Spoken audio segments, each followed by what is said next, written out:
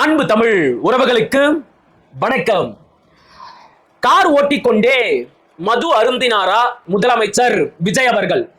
அவர் குடித்தது மதுதானா அல்லது apple PC பழச்சாரா?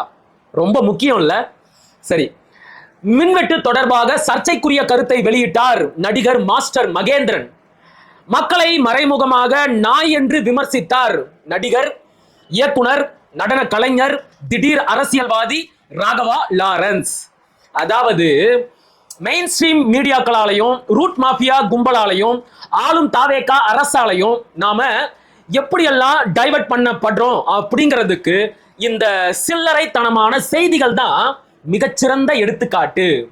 எதை பத்தியெல்லாம் நாம அதிகமா பேசணுமோ, எதை பத்தியெல்லாம், எந்த சமூக அவலங்களை பற்றியெல்லாம் நாம அதிகமா விவாதிக்கணுமோ, எதை பத்தியெல்லாம் இந்த அரசாங்கத்தை நோக்கி அதிகமா கேள்வி கேட்கணுமோ, அந்த செய்திகளை நோக்கி நம்முடைய கவனத்தை செலுத்த விடாம ஒன்னுத்துக்கும் உதவாத அள்ளு சில்லறை தனமான செய்திகளை நோக்கி நம்முடைய கவனத்தை சிதறடிச்சு திசை திருப்பி முக்கியமான பிரச்சனைகளை எல்லாம் மூடி மறைக்கிற வேலைய மெயின் ஸ்ட்ரீம் மீடியாக்களும் ரூட் மாஃபியா கும்பலும் ஆளும் தாவேகா அரசும் தினம் தினம் கனகச்சிதமா செஞ்சுக்கிட்டே இருக்கிறாங்க. நம்மையும் அறியாம நாம அவங்க வச்ச டிராப்ல போய் மாட்டிக்கிறோம். அவங்க விரிச்சு வச்சிருந்த வலையில போய் அமைதியா உக்காந்து மாட்டிக்கிறோம். அப்ப என்னப்பா சொல்ற? மின்வெட்டு தொடர்பாக திமிர்த்தனமான கருத்தை வெளியிட்ட மாஸ்டர் மகேந்திரனை கேள்வி கேட்க கூடாதா? மக்களை மறைமுகமாக நாய் என்று விமர்சித்த ராகவா லாரன்ஸை விமர்சிக்க கூடாதா அப்படின்னு கேட்டா, நான் அப்படி சொல்லல. தாராளமா அவங்கள நோக்கி கேள்வி கேட்கலாம், அவங்கள விமர்சிக்கலாம். அதுல எல்லாம் எந்த ஒரு மாற்று கருத்துமே இல்லை. ஆனா எதற்கு நாம அதிக முக்கியத்துவம் கொடுக்கணும் அப்படின்னு ஒரு விஷயம் இருக்குல்ல. எதன் மேல நாம அதிகமான கவனத்தை செலுத்தணுமோ அதை விட்டுட்டு உப்பு சப்பே இல்லாத சில்லறைத்தனமான செய்திகளை நோக்கி அதிக கவனத்தை செலுத்திக்கிட்டு இருக்கிறோம். நம்முடைய கவனத்தை டைவர்ட் பண்ணிட்டு ஆளும் தாவேகா அரசு பல முக்கியமான பிரச்சனைகளை மூடி மறைச்சுக்கிட்டு இருக்கிறாங்க. அப்படி என்னப்பா பெரிய பிரச்சனைய தாவேகா அரசு மூடி மறைச்சிருச்சு அப்படின்னு கேட்டா, நாம இதை பத்தி எல்லாம் பேசிக்கிட்டு இருக்கிற இதே நேரத்துல கடந்த 48 மணி நேரத்துல தமிழ்நாட்டுல எத்தனை பாலியல் வன்கொடுமை சம்பவங்கள் நடந்திருக்கு தெரியுமா? கோயம்புத்தூர்ல 10 வயது சிறுமி பாலியல் வன்கொடுமை செய்யப்பட்டு கொடூரமான முறையில கொலை செய்யப்பட்டாங்க. அந்த வழியிலையும் வேதனையிலையும் இருந்தே நாம இன்னும் முழுமையா மீண்டு வரல. அதுக்குள்ள இன்னைக்கு திருவள்ளூர் மாவட்டம் கும்மிடிப்பூண்டியை சேர்ந்த 3 வயது பெண் குழந்தைக்கு கூட்டு பாலியல் வன்கொடுமை நடந்திருக்கு. ஆமா, 3 வயதே ஆன பெண் குழந்தைக்கு கூட்டு பாலியல் வன்கொடுமை. கும்மிடிப்பூண்டியை சேர்ந்த 3 வயதான அந்த பெண் குழந்தைய அதே பகுதியில் வசித்துக் கொண்டிருந்த 4 வட மாநில தொழிலாளிகள் கூட்டு பாலியல் வன்கொடுமை செஞ்சு முட்பொதர்ல தூக்கி வீசிட்டு போயிட்டாங்க. வலி தாங்க முடியாம அரை மயக்கத்துல துடிச்சுக்கிட்டு இருந்த அந்த பச்சை குழந்தைய ஊர் மக்களும் பெற்றோர்களும் தேடி கண்டுபிடிச்சு மருத்துவமனையில அனுமதிச்சாங்க. சிகிச்சை பலன் இல்லாம அந்த பச்சை குழந்தை பாவம் செத்து போச்சு. என்ன ஏதுன்னு விசாரிச்சு பார்த்தா ஊர் மக்களுக்கு அதிர்ச்சியான ஒரு தகவல் கிடைச்சிருக்கு. தெருவில் விளையாடிக்கிட்டு இருந்த அந்த பச்சை குழந்தைக்கு பிஸ்கெட்டை வாங்கி கொடுத்து 4 வடமாநில தொழிலாளிகளும் முட்புதர் பக்கமா கூட்டிக்கிட்டு போய் கூட்டு பாலியல் வன்கொடுமை செஞ்சிருக்கிறாங்க. ஊர் மக்கள் எல்லாம் திரண்டு அந்த 4 பொறுக்கிகளையும் பிடிச்சி அடிச்சு உடைச்சு காவல்துறை கிட்ட ஒப்படைச்சிருக்கிறாங்க. இந்த கொடூரமான பாலியல் வன்கொடுமை சம்பவம் தொடர்பாக பீகாரை சேர்ந்த பிபின் மஞ்சி அப்படிங்கிற 19 வயது சிறுவனையும் அவனோட 3 வடமாநில தொழிலாளர் நண்பர்களையும் காவல்துறை கைது செஞ்சு வழக்கு பதிவு செஞ்சிருக்கிறாங்க. இதுல மிகப்பெரிய கொடுமை என்ன தெரியுமா? காவல்துறை ஆரம்பத்துல ஆளும் தாவேகா அரசை காப்பாற்றும் நோக்கத்துல நடந்தது பாலியல் வன்கொடுமை இல்லை அப்படிங்கிற செய்தியை வெளியிட்டாங்க. அதுக்கப்புறம் ஊர் மக்கள் எல்லாம் திரண்டு காவல் நிலையத்தை முற்றுகையிட்டு போராடின பிறகுதான் காவல்துறை வாயை திறந்து உண்மையை சொல்லுது. எதுவா இருந்தாலும் அந்த குழந்தையோட உடற்கூறாய்வு போஸ்ட்மார்ட்டம் ரிப்போர்ட் வந்த பிறகுதான் எங்களால முழு உண்மையையும் வெளியிட முடியும் அப்படிங்கிறாங்க. வேலிய பயிர மேஞ்ச கதையா காவல்துறையை இப்படிப்பட்ட கொடூரமான பாலியல் வன்கொடுமை சம்பவங்களை மூடி மறைக்கலாமா? அப்படி என்ன ஆளும் தாவேகா அரசை காப்பாற்றி காவல்துறை சாதிக்க போகுது? சரி, இது ஒரு சம்பவம் மட்டும்தானா அப்படின்னு கேட்டா கிடையாது. காஞ்சிபுரம் மாவட்டம் பல்லடம் அருகே ஆதனூரை சேர்ந்த 10 வயது சிறுமிக்கு அதே பகுதியில் வசித்துக் கொண்டிருந்த வட மாநில தொழிலாளி ஒருவரால பாலியல் தொந்தரவு கொடுக்கப்பட்டிருக்கு. சரி, இத்தோட முடிஞ்சு போச்சா அப்படின்னு கேட்டா கிடையாது. பூந்தமல்லியை சேர்ந்த 7 வயது சிறுமிக்கு பாலியல் வன்கொடுமை நடந்திருக்கு. 41 வயதான சரவணன் என்பவர் தெருவில் விளையாடிக்கிட்டு இருந்த அந்த 7 வயசு சின்ன பிள்ளைகிட்ட ஆசை வார்த்தைகளை சொல்லி சுடுகாட்டு பக்கம் கூட்டிக்கிட்டு போய் இப்படி ஒரு கொடுமையை கொடூரத்தை செஞ்சிருக்கிறான். அவனையும் ஊர் மக்கள் தான் பிடிச்சு அடிச்சு உதைச்சு காவல்துறை கிட்ட ஒப்படைச்சாங்க. இப்ப நமக்கு என்ன கேள்வி அப்படின்னா, பெண்கள் பாதுகாப்பிற்கென்றே சிறப்பாக உருவாக்கப்பட்ட சிங்கப்பெண் அதிரடி படை என்ன கழட்டிக்கிட்டு இருக்கு? எல்லா பக்கத்திலையும் ஊர் மக்கள் தான் பாலியல் குற்றவாளிகளை பிடிச்சு காவல்துறை கிட்ட ஒப்படைக்கிறாங்க. பெண்கள் பாதுகாப்பிற்கென்றே உருவாக்கப்பட்ட இந்த சிங்கப்பெண் சிறப்பு அதிரடி படை என்ன செஞ்சுக்கிட்டு இருக்கு? முட்டைக்கு பேன் பார்த்துக்கிட்டு இருக்கா?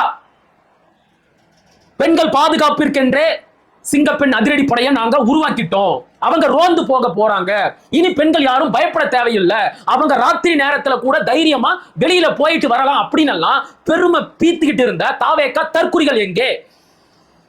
இது தொடர்பா அவங்களோட பதில் என்ன? பெண்களை பாதுகாக்க வந்த ரட்சகன் நான் தான், தமிழக மக்களை மீட்க வந்த தேவ தூதன் நான் தான் அப்படின்னு எல்லாம் பெருமை பேசிக்கிட்டு இருக்கிற முதலமைச்சர் விஜய் அங்க கடமைக்குன்னு தினமும் தலைமைச் செயலகத்துக்கு வந்து அட்டன்ஸ் போட்டு போறாரா? இப்படிப்பட்ட பாலியல் வன்கொடுமை சம்பவங்கள் இனி நடைபெறாமல் இருப்பதற்கு என்ன ஆக்கப்பூர்வமான நடவடிக்கையை முதலமைச்சர் விஜய் அவர்கள் எடுக்க போறாரு? சும்மா கண் துடைப்புக்கு பம்மாத்துக்கு இந்த சிங்கப்பெண் அதிரடி படைய உருவாக்கினாரு. அதனால என்ன பயன்? அது உருவாக்கின பிறகுதான் இத்தனை குழந்தைகள் பாலியல் வன்கொடுமை சம்பவத்தால பாதிக்கப்பட்டு இருக்கிறாங்க, அதுவும் வெறும் 48 மணி நேரத்துக்குள்ள. அது சரி, நாம எல்லாரும் சிங்கப்பெண் அதிரடி படையை நோக்கி கேள்வி கேட்டுக்கிட்டு இருக்கிற அதே நேரத்துல தான் சிவகங்கையை சேர்ந்த 30 வயதான ஆயுத படையை சேர்ந்த பெண் காவலருக்கு நேற்று இரவு 3 பொறுக்கி பசங்களால பாலியல் தொந்தரவு கொடுக்கப்பட்டிருக்கு. நேற்றுக்கு ராத்திரி பெண் காவலருக்கே தமிழ்நாட்டுல இதுதான் நிலைமை. அப்ப பெண் குழந்தைகளோட பாதுகாப்பு எந்த அளவுக்கு இருக்கும் அப்படின்னு உறவுகள் உங்களோட நிலைப்பாட்டுக்கே விட்டுறேன். இந்த கொடுமைகள் எல்லாம் பத்தாது அப்படின்னு தாவேகா நிர்வாகிகளோட பாலியல் அட்டகாசங்கள் நாளுக்கு நாள் அதிகரிச்சுக்கிட்டே போகுது. பொள்ளாச்சி பாலியல் வன்கொடுமை நாம யாருமே மறந்திருக்க மாட்டோம். அதற்கு சற்றும் குறைவில்லாத ஒரு பாலியல் வன்கொடுமை சம்பவம் சேலத்துல நடந்திருக்கு. செஞ்சவன் தாவேகா நிர்வாகி. தாவேகாவை சேர்ந்த மணிகண்டன் அப்படிங்கிறவன் 50க்கும் மேற்பட்ட பெண்களுக்கு ஆசை வார்த்தை காட்டி அவங்கள ஆபாச படம் எடுத்து பாலியல் தொழில தள்ளி இருக்கிறான். அந்த வீடியோவை காட்டி காட்டி மிரட்டி தன்னுடைய நண்பர்களுக்கு இரையாக்கி இருக்கிறான். சென்னை ஆலந்தூர்ல கணவனை இழந்த பெண்ணோட வீட்டுக்குள்ள ராத்திரி நேரத்துல நுழைஞ்சு பாலியல் அத்துமீறல்ல ஈடுபட்டு இருக்கிறான் தாவேகாவை சேர்ந்த நிர்வாகி வேம்புலி. போன வாரம் தூத்துக்குடி மாவட்டம் ஸ்ரீவைகுண்டத்துல ஒரு பெண்ணுக்கு வேலை வாங்கி தரேன் அப்படின்னு கூட்டிக்கிட்டு போய் கூல்ட்ரிங்க்ஸ்ல மயக்க மருந்த கலந்து கொடுத்து கூட்டு பாலியல் வன்கொடுமை செஞ்சானுங்க தாவேகாவை சேர்ந்த ஜெயபால் மற்றும் பாலமுருகன். இந்த 2 பொறுக்கி பசங்களையும் தாவேகாவை சேர்ந்த சட்டமன்ற உறுப்பினர் காப்பாற்ற பார்த்தாரு. அந்த சட்டமன்ற உறுப்பினர் மேல முதலமைச்சர் விஜய் அவர்கள் என்ன நடவடிக்கை எடுத்தாரு? ஒண்ணுமே கிடையாது. இதுதான் தாவேகா ஆட்சியில பெண்களோட பாதுகாப்பு. இதை பத்தி எல்லாம் நம்மளை பேச விடாம, இதை நோக்கி நம்முடைய கவனத்தை செலுத்த விடாம, இதை பற்றி எல்லாம் அரசாங்கத்தை நோக்கி கேள்வி கேட்க விடாம, ஒன்னுத்துக்கும் உதவாத அள்ளு சில்ற பசங்களான மக்கு மாஸ்டர் மகேந்திரன் பேசினதையும், திடீர் அரசியல்வாதி புரட்சியவாதி நடிகர் ராகவா லாரன்ஸ் பேசினதையும் கொண்டு வந்து நம்முடைய கவனத்தை திசை திருப்புற வேலையை கனகச்சிதமா செஞ்சுக்கிட்டு இருக்கிறாங்க மெயின் ஸ்ட்ரீம் மீடியாக்களும் ரூட் மாஃபியா கும்பலும். நாமளும் அவங்களோட திட்டத்துக்கு இரையாகிறோம்.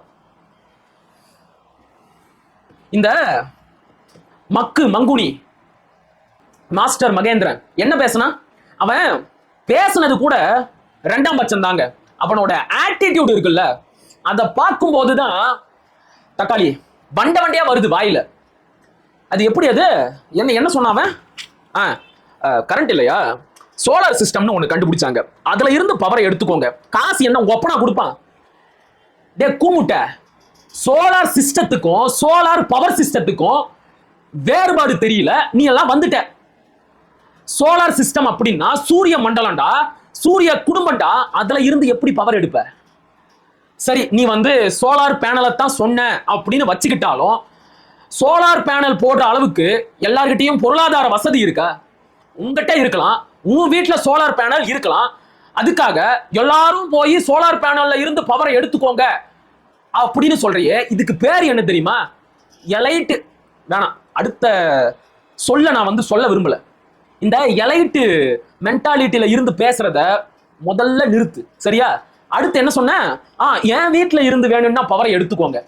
சார் எப்படி வீட்டுக்குள்ள கூடங்குளம் அணுமின் நிலையம் மாதிரி அணுமின் நிலையம் கட்டி ரன் பண்ணிக்கிட்டு இருக்கிறீங்களா? டே லாவண்யா கோபால், தமிழ்நாட்டோட ஒரு நாள் மின் தேவை எவ்வளவு தெரியுமா? 21,000 மெகாவாட். தமிழ்நாடு முழுக்க 460 இருந்து 471 மில்லியன் யூனிட் மின்சாரத்தை மக்கள் பயன்படுத்துறாங்க. சென்னை நகரத்தோட ஒரு நாள் மின் தேவை மட்டுமே 5000 மெகாவாட். சென்னை நகரத்துல மட்டும் 95 இருந்து 105 மில்லியன் யூனிட் மின்சாரம் பயன்படுத்தப்படுது. உங்க வீட்டுல இருந்து நீ எவ்வளவு கரண்ட உற்பத்தி பண்ணி கொடுத்துருவ? சொல்றா, ஒரு இலவும் தெரியாது. ஆனா பாய் மட்டும் வண்டலூர் வரைக்கும் நீளுது. 6 மாசத்துக்கு வரைக்கும் எதுவும் கேட்காதீங்க. நீ இருடா, எங்களுக்கு என்ன தலையெழுத்தா? எங்களுக்கு என்ன தலையெழுத்தா?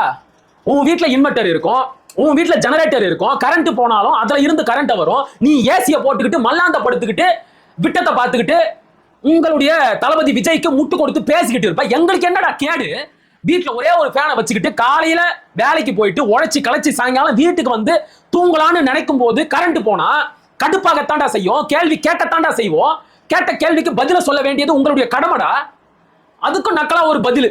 கேள்வி கேட்டா மட்டும் கரண்ட் வந்துருமா? இது சரியான கேள்விதான். பையன் சரியாத்தான் பேசி இருக்கிறான்.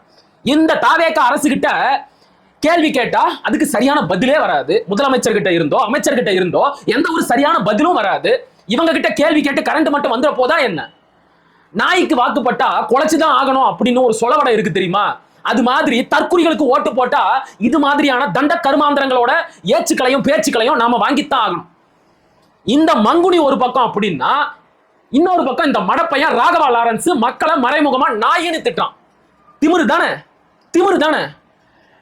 நீ மக்களுக்கு உதவி செஞ்சுட்டா, 4 பேரை வளர்த்து விட்டுட்டா என்ன வேணாலும் பேசுவ. இப்பவே இவ்வளவு ஆட்டம். உன்னை எல்லாம் கூட்டிக்கிட்டு வந்து கொஞ்சோண்டு அதிகாரத்தை கையில கொடுத்துட்டா இன்னும் நீ என்னெல்லாம் பேசுவ? எல்லாம் எங்க தலையெழுத்துடா, எங்க தலையெழுத்து. இதையெல்லாம் கேட்கணும், இதையெல்லாம் அனுபவிக்கணும் அப்படின்னு எங்க தலையில எழுதி இருக்கு. அதை மாத்தமா முடியும். எல்லா காணொலியிலையும் சொல்ற மாதிரி இப்பயும் சொல்றேன், இவங்களுக்கெல்லாம் ஓட்டு போட்டீங்க தெரியுமா? என் அன்பு தமிழ் மக்களே, பெருமைப்பட்டுக்கோங்க. இவங்களுக்கு ஓட்டு போட்டதுக்கான பாவத்தை பலனை அடுத்த 5 வருஷத்துக்கு நாம அனுபவிச்சுதான் ஆகணும். இன்னும் இது மாதிரி எத்தனை தற்குறிங்க வந்து மக்களுக்கு எதிராக பேச போதுங்களோ தெரியல. அதெல்லாம் ஒரு பக்கம் இருக்கட்டும். நாம பேச வேண்டிய முக்கியமான செய்திகள் நிறைய இருக்கு. அதை நோக்கியும் கொஞ்சம் கவனத்தை செலுத்துங்க. அதை பத்தியும் பேசுங்க, சரியா? மீண்டும் ஒரு காணொலியில் சந்திப்போம். அதுவரை இணைந்திருங்கள். இது உங்கள் நெற்றிக்கண். நான் உங்கள் அசோக்குமார் மகிழன். படிப்போம், பகிர்வோம், பயன்பெறுவோம், கற்போம், கற்பிப்போம், களமாடுவோம். தமிழ் வெல்க, தமிழர் வாழ்க, தமிழ்நாடு வளர்க, தமிழ் தேசியம் மலர்க, மலர்க, மலர்க. நன்றி, வணக்கம்.